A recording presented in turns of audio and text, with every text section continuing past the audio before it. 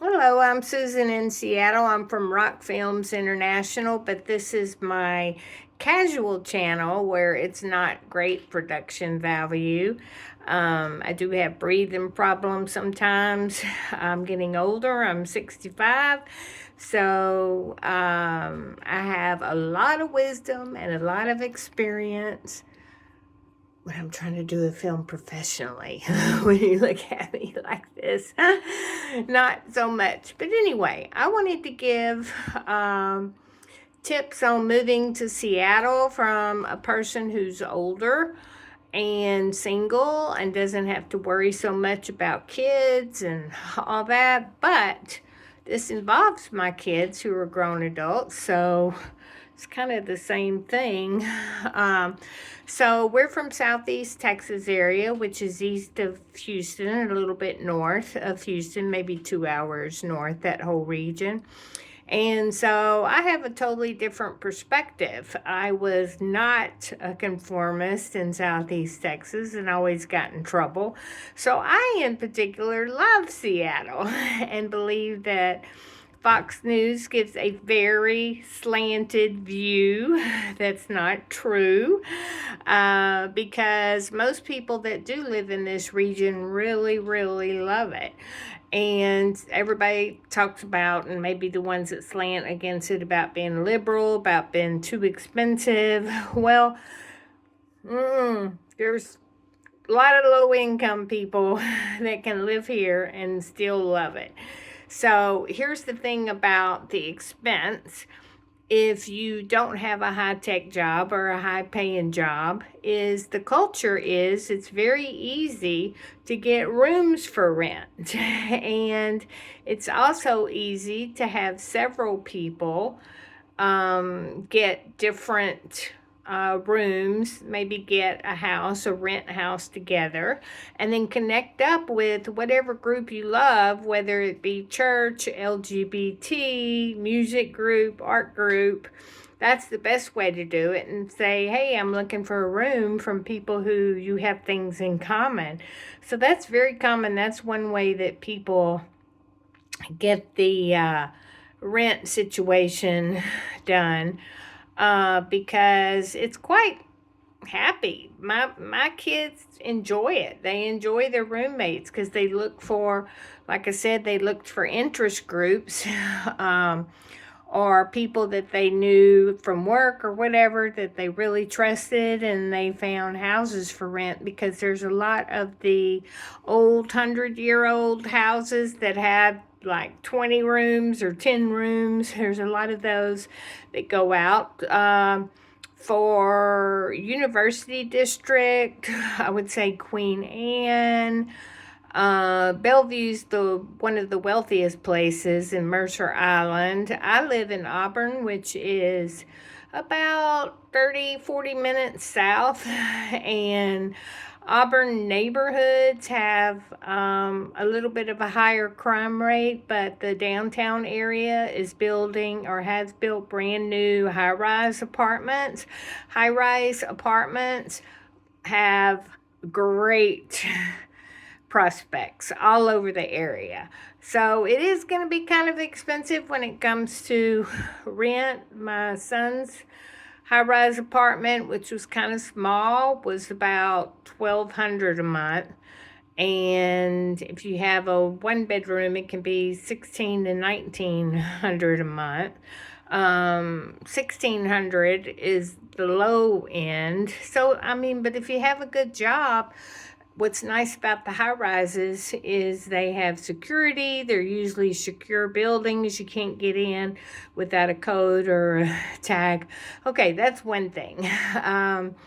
Like everything, the traffic is terrible because we do have a lot of people who are from out of state or whatever, don't follow out of the country, don't follow the traffic rules, but the transportation is really good.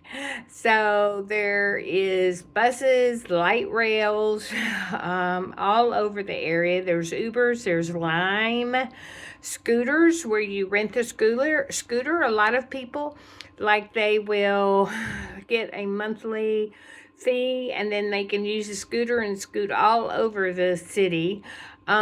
Here's what I like. They talk about the Seattle Freeze, but that's actually for people who are in established Seattle metro area, Washingtonians. The thing is, you can find newcomers all over the place. You can make friends all over the place. It's not that different. I'm like a friendly person and I made friends right away. So you just be friendly and be yourself and you're going to find coworkers and people everywhere. You do not want to do public transportation once it gets dark too much unless you and a friend or 2 or 3 friends are taking the main transportation. We'll talk about the homeless in a minute. One of the reasons we love it is we've got the mountains. We got Snoqualmie Falls, which is this with a Q, Snow, Snoqualmie, I believe, Falls. We have the beach on the other side, the Puget Sound Beach, no big waves, that's the only thing. We have lakes and rivers all over the place. So there are so many day trips of beautiful scenery that you can go anywhere. For the rainy season, yes, it is rainy all the time. So you get your vitamin D, you get your hoodie, you get your hoodie on, you love it. You have to have covered parking if at all possible. Still, there's a few break-ins every once in a while. So have good insurance. Look at my hair, it's all funny. A lot of the public parking garages will have the top 2 levels will be free parking. So that's something you need to look for. The churches here, to me, they act just like the churches in the South. Christians just act like Christians are in no difference. And that means some judgmental, some friendly. You just kind of have to keep looking around until you find a good church. To me, there's not a whole lot of difference. Justin Bieber's pastor supposedly is here. I went to see him. I really enjoyed the church. And then I found out that he has a lawsuit against him where he requires, according to the employee handbook, that you pay 10%. That's a lot what they do in the South too. So there's good mega churches here. There's good small churches. I found a couple of good mega churches, and then I finally had to go to a small church because I guess in things like that sometimes the Seattle Freeze does appear if everybody's already got their cliques and everything. But I found a small church and I love it and started making friends right away. Okay, so the homeless people, I noticed what the tourists do is they just stare straight ahead and go. They just walk confident, walk through the homeless downtown. And the thing is, Seattle metro area has gotten some really good policies on helping the homeless find apartments. So the ones on the street are the ones that live on the street consistently are usually the ones that just cannot follow rules. But it is fairly safe. I personally believe on putting on the armor of God in Ephesians 6 and asking Jesus every day to protect me and my family, so we've never had a problem. But I have learned through Seattle, if you can say someone gets too close or whatever, or you feel you have to follow the Spirit and really feel that. If you feel that uncomfortableness, have no problem about walking across the street. Or if you feel creepy feeling or coming up or something like that, you just really have to pay in your attention. But I learned into Seattle to say, get the out of the way as loud as I can and as tough as I can. It's happened a couple of times where people would be getting too close and they would be coming up to me, especially as a single woman. But I learned by shouting something like that. you know what? It makes you tough. You can swim with the sharks, so it's no big deal. The young people love it. The old people love this area. The Metro loves this area. You can take ferry rides through the Puget Sound. You can spend $35 to $50 a ticket and go see the whales at certain times. Like I said, there's mountains, there's beaches, there's 1,000 areas where you can live and find places where you can fit your rent, especially if you have so yeah, like it is expensive, $1,600 for a 1-bedroom apartment, compared to Houston, which I hated Houston. I hated some of those parts of the South. So yeah, the prices are expensive when you compare them to there, but you know what? You got great environments. You got great landscape. You got vacations. Some of the most beautiful places in the United States. You got Canada 3 hours away. We took a ferry ride to Canada for Victoria. It was 3 hours. You can go by Amtrak and other ways to get to Canada.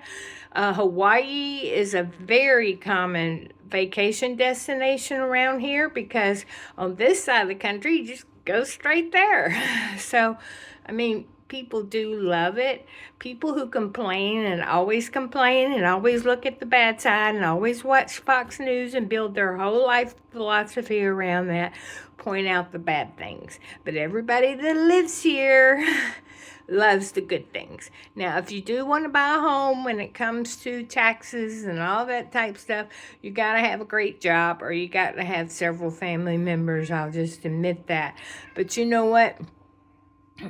There's just 100 different ways to go around things if you got a good attitude, if you got good strategy, if you can figure things out. A lot of the people with the bigger homes, they will rent out 1-bedroom. You can rent out a 1-bedroom in a bigger home for $800 to $1,200 a month.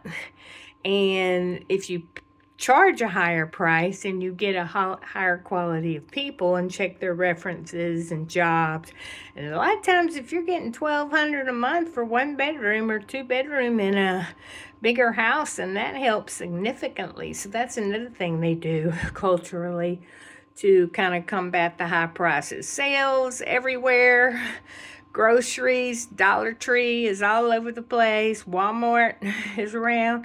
So there's just ways to adjust. And we inherited some land in Texas, and me and the kids said no and hell no. We're going to keep the land for vacation property or whatever, but we much prefer living in Seattle. Oh, because that's the other thing. People are honest.